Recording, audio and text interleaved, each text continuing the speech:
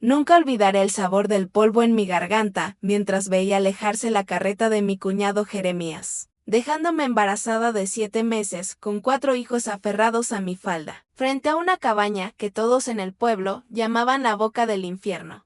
¿Sabes lo que se siente cuando el mundo entero quiere verte desaparecer? Yo sin mi nombre es Elara, y esto no es solo la historia de cómo sobreviví. Es la historia de cómo convertí la peor maldición de mi vida en el paraíso más inesperado que jamás hayas imaginado. Pero antes de continuar, necesito que entiendas algo. Cuando una madre tiene que elegir entre rendirse o convertirse en una tormenta, siempre elige la tormenta. Esto que voy a contarte sucedió en 1881 en algún rincón olvidado del semidesierto mexicano. Y te juro por la vida de mis hijos que cada palabra es verdad. Antes de que todo se desmoronara, yo era simplemente Elara Morales, esposa de Rafael. Un hombre bueno que trabajaba las tierras de su hermano Jeremías. Vivíamos en una casa modesta en el pueblo, nada lujoso, pero teníamos dignidad. Teníamos amor. Rafael murió de fiebre 3 meses antes de aquella mañana terrible. Una fiebre que se lo llevó en 5 días, dejándome viuda, embarazada y con 4 bocas que alimentar, Mateo de 10 años, Lucía de 7, Santiago de 5 y la pequeña Sofía, que apenas tenía 3 años. Jeremías nunca me quiso. Siempre vio a su hermano como un tonto por casarse conmigo, una mujer sin dote, sin familia. Y cuando Rafael murió, Jeremías finalmente tuvo la excusa perfecta para deshacerse de la carga. Es la cabaña que nadie quiere. Elara, me gritó aquella mañana, arrojando mi último bulto de ropa al suelo agrietado. Es todo lo que te queda. Las historias. Bueno, que las historias sean solo eso. Historias. Pero las historias no eran solo historias. Todos en el pueblo sabían que aquella cabaña estaba maldita. Decían que estaba construida sobre algo malo, que las noches traían sonidos que helaban la sangre, que enloquecían a los hombres. El último que intentó vivir ahí, yo gritando en plena noche, y nunca volvió. Mientras la carreta de Jeremías desaparecía en una nube de polvo ocre, sostuve la mano de Sofía y miré a mis otros hijos. Mateo, con sus ojos de niño, obligado a crecer demasiado rápido, intentaba cargar el bulto más pesado. Lucía y Santiago me miraban, esperando que yo tuviera respuestas. Pero yo no tenía respuestas. Solo tenía miedo. Y un camino que recorrer hacia aquella estructura que se perfilaba contra el atardecer púrpura, esperándonos como una bestia agachada. La cabaña era más sólida de lo que esperaba. Piedra en su base, maderas nobles que habían resistido el tiempo, aunque la vegetación casi la había devorado. Pero lo que me golpeó primero no fue la vista, fue el olor. Cuando abrí la puerta, el olor me golpeó como un puño en el estómago. Moho antiguo, orina animal penetrante y algo más. Algo metálico y oxidado, como sangre seca que hubiera impregnado la tierra del piso. La oscuridad adentro era más fresca, pero no menos aterradora. Era un vacío que parecía observarnos. Esa primera noche, mientras mis hijos dormían acurrucados sobre el piso de tierra, agotados por el miedo y el viaje, yo no pude cerrar los ojos. Me senté contra la pared con mi vientre abultado, sirviéndome de incómodo escritorio para mi desesperación. Fue entonces cuando lo escuché. No fue el crujido de la madera, no fue el viento, fue un sonido bajo, gutural. Una vibración profunda que pareció subir por mis pies no desde afuera, sino desde debajo de la cabaña. Era una respiración, lenta, pesada, algo grande, algo vivo. Respiraba justo bajo las delgadas tablas que separaban mi mundo del abismo. Mi corazón se detuvo. Las historias no eran solo historias. Estábamos viviendo encima de la pesadilla. Pasé el resto de la noche sentada rígidamente contra la puerta principal, sosteniendo un hacha oxidada que había encontrado en la cocina abandonada. Mis manos temblaban, pero no hice ruido. Cada sombra que la luna proyectaba parecía moverse, pero el único sonido real era esa respiración rítmica y profunda bajo mis pies. Mi miedo no era por mí, era por los 4 corazones que latían a mi lado y por el quinto, que se movía en mi vientre. Durante 2 días vivimos como prisioneros en la mitad superior de la cabaña, hablando en susurros. Yo racionaba el pan duro y el queso seco que nos quedaba, pero el hambre crecía tan rápido como el terror. El segundo día, el gruñido regresó antes del atardecer, esta vez acompañado de un golpe sordo contra las tablas del piso, como si aquello que estaba abajo supiera que nosotros estábamos arriba y estuviera probando la resistencia de su jaula. La pequeña Sofía lloraba en silencio, escondiendo su cara en mi falda cada vez que el suelo vibraba. Fue Mateo quien finalmente rompió la parálisis madre. susurró, pálido pero con la mirada firme, ¿qué hay abajo? No podemos vivir así. Tenemos que saber, el niño tenía razón. La incertidumbre me estaba matando tan seguramente como cualquier bestia. Necesitaba ver. Necesitaba saber contra qué rezar, con el hacha en una mano y una vela temblorosa en la otra. Me acerqué a la esquina más oscura de la cocina, donde una trampilla de madera gruesa estaba asegurada por un simple pestillo de hierro. El olor que emanaba de las grietas era casi insoportable. Respiré hondo, levanté el pestillo y abrí la puerta apenas unos centímetros. El olor me golpeó con la fuerza de un puño. Reuní todo el coraje que me quedaba y abrí la trampilla por completo. Asomé la vela sobre el agujero negro, al principio no vi nada más que tierra y sombras. Entonces hubo un movimiento lento y la luz iluminó lo que me hizo soltar un grito ahogado. J o S. Y ese pares de ojos dorados, brillantes como monedas en la oscuridad, me miraban fijamente desde abajo. Eran jaguares. Una madre enorme y dos cachorros casi adultos, demacrados, con el pelaje pegado a los huesos, atrapados en la negrura del sótano. Cerré la trampilla de golpe, arrojando mi peso sobre ella. Me arrastré hacia atrás temblando violentamente. La cabaña no estaba maldita. Estaba ocupada por los depredadores más temidos del sertón. Y nosotros estábamos viviendo encima de ellos. El verdadero horror llegó al tercer día, justo cuando la última migaja de pan se terminó. La pequeña Sofía comenzó a arder en fiebre. Su piel se sentía como fuego al tacto. Sus ojos se volvieron vidriosos y perdidos. Yo intenté darle agua, pero la niña apenas podía tragar. Y entonces, como si el destino quisiera probar los límites de mi resistencia, la tormenta estalló, el cielo se rompió. No fue una lluvia, fue un diluvio que golpeó el techo con la furia de 1000 tambores. El viento aulló, colándose por cada grieta, apagando la vela y sumiéndonos en una oscuridad casi total. Yo estaba atrapada, mi mundo reducido a un cuarto oscuro, la enfermedad de mi hija ardiendo en mis brazos, y las bestias enfurecidas rugiendo bajo el suelo. Agitadas por el estruendo de la tormenta, fue el llanto de Sofía lo que cambió todo. Mientras mi hija deliraba, sus gemidos agudos cortaban el ruido de la tormenta, y en un momento de calma entre truenos, uno de los gruñidos de abajo cambió. Ya no era amenazante. Sonó casi como un gemido de respuesta, un lamento bajo y dolido, lleno de empatía. Desesperada, mirando a Sofía que se desvanecía, volví a la trampilla. La abrí. La jaguar madre me miraba, sus ojos dorados brillando. No había agresión en ellos, sino una inteligencia profunda que me traspasó. Estaba débil, y estaba escuchando el sufrimiento de mi hija.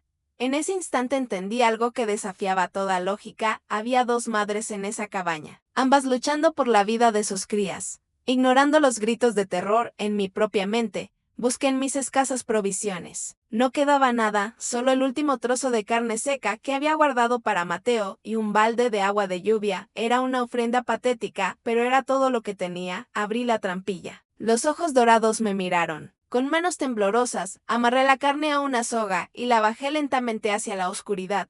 Es para ustedes, susurré, mi voz rata por la fiebre de mi hija y mi propio miedo. Por favor, mis hijos. La jaguar madre se arrastró hacia adelante, moviéndose con una lentitud dolorosa. Y fue entonces cuando la luz de la vela iluminó su flanco. Su pata trasera derecha estaba atrapada, hinchada y negra, en las fauces de una vieja trampa de hierro oxidada. La trampa estaba encadenada a una viga de los cimientos. No eran ocupantes, eran prisioneras, igual que yo. El antiguo dueño no había sido devorado por demonios. Había puesto la trampa y huido, dejando a las bestias morir lentamente bajo su propia casa. Las lágrimas corrieron por mis mejillas. El enemigo no era la bestia. El enemigo era la crueldad humana. La jaguar madre me miraba, su respiración agitada por el dolor. En ese instante, la barrera entre las especies se disolvió. Éramos dos madres atrapadas por diferentes tipos de trampas, durante una semana que pareció un siglo. La cabaña se convirtió en un extraño hospital. Yo hervía trapos para la frente de Sofía, forzándola a beber pequeñas gotas de agua, y cada pocas horas bajaba agua y pequeños trozos de un conejo que Mateo logró atrapar. Hablaba en voz baja a la jaguar, aguanta. Madre, aguanta. Los cachorros me observaban con una curiosidad que había reemplazado al miedo. La cabaña se había convertido en un santuario compartido, un arca improbable donde dos especies luchaban por el futuro de sus crías. La fiebre de Sofía alcanzó su punto crítico en la 7ª noche. La niña dejó de llorar y cayó en una quietud que me pareció la muerte. Estaba fría a pesar de las mantas. Me acurruqué sobre ella, llorando en silencio, suplicando, no me la quites, por favor, no a ella. Mientras lloraba, escuché el sonido de abajo. No era un gruñido, era un llanto, un gemido bajo, largo y desgarrador que vibraba desde el pecho de la jaguar madre. Era un sonido de pura empatía. Levanté la cabeza, escuchando, y entonces Sofía tosió un espasmo pequeño y luego respiró hondo. Toqué su frente. El fuego se había ido. La fiebre se había roto. Mi niña estaba viva. Con Sofía a salvo, supe lo que tenía que hacer. La jaguar madre me había dado ánimo en la oscuridad. Ahora me tocaba a mí y esperé a que amaneciera. Dejé a Mateo a cargo con instrucciones firmes. Voy a bajar, le dije. Madre, no, te matará, suplicó. No lo hará, respondí, aunque mi corazón era un martillo en mi pecho. Está esperando. Bajé al sótano con el hacha, no como arma, sino como herramienta. La oscuridad era casi total, el olor abrumador. Los cachorros retrocedieron, gruñendo suavemente. La madre jaguar estaba echada de lado, observándome con una calma aterradora. Me acerqué a la trampa. Era bruto, antigüe, sus dientes enterrados en la carne hinchada. Vi el mecanismo de resorte, oxidado, casi soldado por el tiempo. Esto va a doler, susurré. La jaguar me miró y luego cerró los ojos. Como preparándose golpeé el mecanismo de resorte con el reverso del hacha. 1, 2, 3 veces. El metal chirrió pero no cedió. Los cachorros gruñían, agitados. Golpeé de nuevo con toda la fuerza de mi cuerpo. Con la desesperación de los últimos meses, hubo un chasquido metálico repugnante. Un crujido de hueso y metal, y las fauces se abrieron. La jaguar soltó un rugido que sacudió la cabaña. Y yo caí hacia atrás, esperando el ataque mortal, pero el ataque nunca llegó. Abrí los ojos. La jaguar madre estaba a 1 metro, jadeante, con la pata liberada sangrando profusamente. Se quedó inmóvil por un largo segundo, luego, lentamente, giró la cabeza y comenzó a lamer la herida, limpiando la infección y la sangre. No me miró con furia. Simplemente comenzó el trabajo de curarse. Me arrastré hacia atrás y subí la escalera, cerrando la trampilla. Había sucedido. Habíamos sellado un pacto silencioso, más allá de toda comprensión. 2 madres, heridas por el mundo, habían salvado a las crías de la otra. Pasaron 3 días en los que apenas dormí. Al 4.º día, abrí la trampilla. El sótano estaba vacío. Un terror diferente me invadió. Pero entonces vi que, en los cimientos opuestos, había un hueco. Una salida excavada en la piedra suelta por donde las bestias habían escapado. Sentí alivio, pero también una extraña soledad. Esa noche dormí profundamente. A la mañana siguiente, Mateo me despertó gritando, «Madre, ven». Corrí hacia la puerta. Allí, en el umbral perfectamente colocado, había un conejo fresco. Las jaguares no se habían ido. Se habían convertido en nuestras proveedoras. Las semanas que siguieron, se asentaron en una rutina que desafiaba la realidad. Cada mañana encontrábamos una ofrenda. A veces un conejo, otras un armadillo, una vez incluso un pecarí joven. Era carne fresca que yo cocinaba sobre el fuego, llenando la cabaña con el aroma de la supervivencia. Con la amenaza inmediata de la inanición resuelta, mi espíritu, que había estado roto, comenzó a estirarse. Tenía que hacer de esa ruina un hogar antes de que naciera mi 5.º hijo. Limpié décadas de mugre, usé barro y paja para rellenar las grietas. Mateo ayudó a reparar el techo, pero la tierra era mi enemiga. El suelo era duro como piedra, el pozo estaba derrumbado. Esta era mi nueva desesperación. Las jaguares traían carne, pero no podían traer agua. Fue una tarde sofocante cuando la madre jaguar apareció. No traía comida. Caminó directamente hacia la parte trasera de la cabaña y se detuvo, mirándome. La cabaña estaba construida contra una pequeña colina rocosa. La jaguar no miró hacia el bosque. Miró fijamente la pared trasera, donde la mampostería se encontraba con la roca, soltó un maullido bajo y comenzó a rascar la pared. Rascó una sección específica de piedra suelta y argamasa vieja. Me miró por encima del hombro con esos ojos dorados inteligentes y luego volvió a rascar. Era una invitación. Era una orden, Mateo, llamé, mi voz temblando, trae el hacha. Juntos examinamos el lugar. La jaguar tenía razón. Esta parte no era sólida. Era un muro falso construido por el hombre. Algo estaba escondido allí. La jaguar se limitó a observar como una supervisora paciente, usando el hacha como palanca. Comenzamos a trabajar. Las piedras sueltas se dieron fácilmente, revelando una abertura oscura. Y de ella surgió un olor limpio, a tierra húmeda y piedra fría. Y entonces lo oímos. El sonido de agua goteando. Encendí una vela y me asomé. Detrás de la pared falsa había una pequeña gruta natural, y desde lo más profundo de la roca, un hilo delgado pero constante de agua cristalina brotaba. Era un manantial, en la aridez absoluta del sertón, el agua no era riqueza. Era un milagro, lloré. No fueron lágrimas de desesperación, sino de puro alivio. Me arrodillé y metí las manos en la pequeña poza. El agua estaba fría, tan fría que dolía y olía a piedra limpia. Llamé a los niños. Corrieron y bebieron con alegría animal, chapoteando y riendo. La madre jaguar, su trabajo hecho, se levantó con dignidad silenciosa. Dio media vuelta y desapareció en el bosque. La cabaña, que había sido una tumba, se convirtió en una fuente de vida durante el mes siguiente. Mientras mi cuerpo se volvía más pesado, Mateo y yo trabajamos con energía renovada. Canalizamos el agua usando maderas huecas y canaletas de piedra. El agua corría desde la gruta, atravesaba la cocina, donde siempre teníamos agua fresca, y salía por un agujero en la pared opuesta.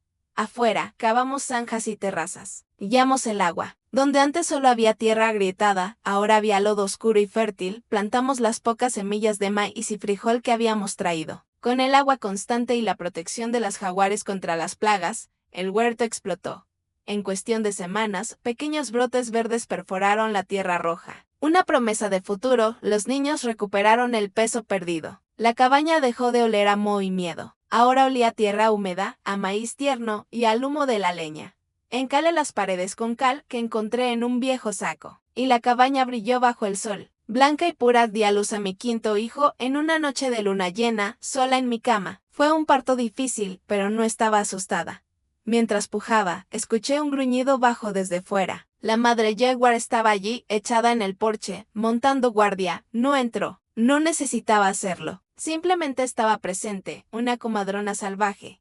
Di a luz a una niña sana y la llamé Agua.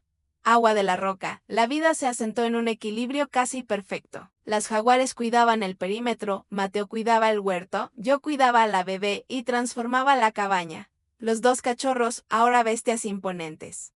A veces jugaban con mis hijos mayores a la distancia. Se habían convertido en una familia extendida. Un ecosistema imposible, donde la domesticidad y lo salvaje coexistían. Me sentía más segura en esa cabaña. Rodeada de depredadores, de lo que jamás me sentí en la aldea. Rodeada de hombres como Jeremías. Pasaron 6 meses. El maíz estaba alto, la bebé estaba fuerte, los niños estaban sanos. Fue entonces cuando vi la nube de polvo acercándose por el camino. Jeremías había regresado. No vino solo. Traía a sus 2 hijos mayores y otros matones de la aldea, todos armados con machetes y un rifle viejo. Se detuvieron abruptamente. Sus caballos resoplando nerviosamente, incapaces de procesar la escena, esperaban encontrar una ruina. En lugar de eso, encontraron un oasis. El jardín florecía con un verde vibrante. La cabaña estaba encalada y limpia. Un arroyo claro corría desde la casa hacia el huerto. La rabia en el rostro de Jeremías fue inmediata. Bruja, gritó.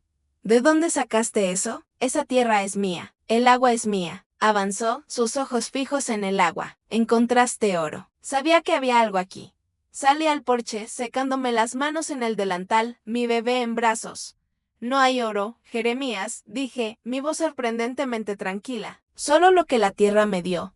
Mentirosa, escupió. Registra en la casa, avanzó hacia el porche, levantando el machete. No retrocedí. Me mantuve firme, con mi bebé en brazos, mirando no a mi cuñado, sino justo por encima de su hombro, hacia el grupo de rocas que marcaban el borde del huerto.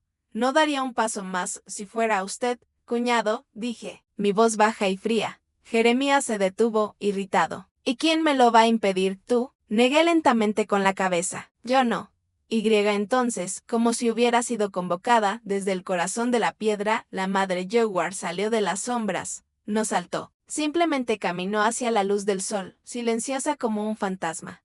Ya no era la bestia demacrada del sótano. Era una criatura magnífica, su pelaje dorado brillando, sus músculos ondulando bajo la piel. Se detuvo a unos 10 metros de los hombres, se sentó sobre sus patas traseras y los observó. No gruñó. No hizo ningún sonido. Simplemente existió, una estatua viviente de muerte y poder. Los hombres se congelaron. El sudor frío brotó en sus frentes. Pero no era solo una. Como si fuera una señal, desde el otro lado del patio, emergieron los 2 cachorros. Ya no eran cachorros, eran bestias jóvenes, ágiles y llenas de energía mortal contenida. Los 3 jaguares formaron un semicírculo silencioso. Atrapando a los hombres, el aire se volvió espeso, imposible de respirar. El único sonido era el chapoteo del arroyo. «Son demonios», tartamudeó uno de los hombres más jóvenes, retrocediendo. «Ella los controla, jefe. Vámonos». Dejó caer su machete. Jeremías, humillado pero aterrorizado, levantó el rifle con manos temblorosas. La madre jaguar no se movió, pero sus labios se curvaron ligeramente, mostrando apenas la punta de un colmillo. «Fue suficiente, vámonos», gritó Jeremías, su voz aguda por el pánico. «Que se quede con esta tierra, que se la trague el infierno». Sus hombres huyeron. Algunos ni siquiera lograron subir a sus caballos. Simplemente corrieron a pie, desapareciendo en la misma nube de polvo con la que habían llegado. Me quedé en el porche, escuchando el galope desvanecerse. Dejé salir el aliento que no sabía que estaba conteniendo. Miré a la madre jaguar. La gran gata me miró de vuelta, parpadeó lentamente una vez. Un gesto de reconocimiento tranquilo luego, tan silenciosamente como habían aparecido. Los 3 jaguares se dieron la vuelta y se disolvieron de nuevo en el paisaje. Había ganado. A partir de ese día, nadie volvió a molestarnos. La historia de la huida de Jeremías se extendió por toda la comarca. Hablaron de jaguares del tamaño de bueyes, con ojos de fuego, que obedecían a la viuda como perros. El miedo se convirtió en mi mejor cerca. Era la única mujer en cientos de kilómetros que vivía en un paraíso impenetrable. Con la paz asegurada, comencé a construir de verdad. Mateo ayudó a expandir el huerto. Plantamos árboles frutales. La tierra producía cosechas tan abundantes que pronto tuve excedentes. Empecé a dejar cestas de verduras en el cruce del camino. Un intercambio silencioso con un vaquero vecino que me dejaba sal, tela y herramientas, sin atreverse nunca a acercarse. Pasaron los años. Mateo se convirtió en un joven fuerte. Sofía creció con un vínculo especial con las jaguares. Y Agua, la niña nacida del manantial, era una criatura del oasis, tan salvaje y pura como el agua, de la que tomó su nombre. La cabaña se transformó. Ya no era una ruina, era una fortaleza de vida. Con los excedentes, obtuve cal para blanquear las paredes, vidrio para las ventanas, herramientas de hierro. Se convirtió en un hogar sólido, fresco en el verano bruto, un lujo de piedra y agua que se integraba perfectamente con la naturaleza. La vieja madre jaguar, con canas plateadas en su pelaje, a veces subía a la terraza en las noches frías y se acurrucaba contra la pared de la chimenea, absorbiendo el calor. 2 matriarcas, cada una protegiendo a su familia, compartiendo el calor de un solo hogar. Separadas solo por centímetros de piedra, el mundo exterior se desvanecía. El vaquero Jacinto me traía noticias. Una sequía severa estaba matando al ganado por docenas. La gente en la aldea sufría. Y la tierra de Jeremías era un desierto estéril. Yo ya no era Elara, la viuda abandonada. Ahora era la viuda de las onzas y había aceptado el título no como una maldición, sino como una corona. A veces bajaba a la gruta del manantial, al corazón de mi poder. Me miraba en el reflejo de la poza. Ya no veía a la mujer asustada de hace años. Veía a una mujer con la piel curtida por el sol, músculos fuertes por el trabajo, y ojos serenos que lo habían visto todo y no temían nada.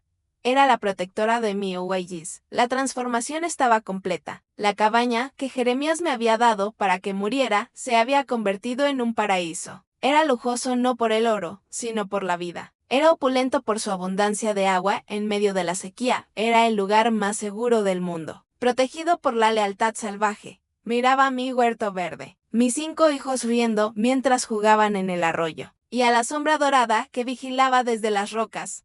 Había sido enviada al infierno y, en lugar de ser consumida, había usado el fuego para construir el único cielo que importaba. Así que dime tú, desde donde sea que estés escuchando esta historia, ¿crees que la verdadera riqueza se encuentra en el oro, o en encontrar aliados en los lugares más inesperados? Porque yo aprendí que el verdadero lujo no es el poder que se ejerce sobre los demás. Es la independencia, es la seguridad, es la capacidad de proteger a los que amas. El paraíso más opulento es a menudo aquel que construimos donde nadie más se atrevía a quedarse. Si esta historia tocó tu corazón, suscríbete al canal y deja tu like, porque la historia de Elara nos enseña que, incluso en la ruina más oscura, una madre protegiendo a sus crías puede construir el lujo más impensable. Y recuerda, a veces el destino te arroja a la boca del infierno no para destruirte, sino para mostrarte que ahí es donde se esconde el manantial.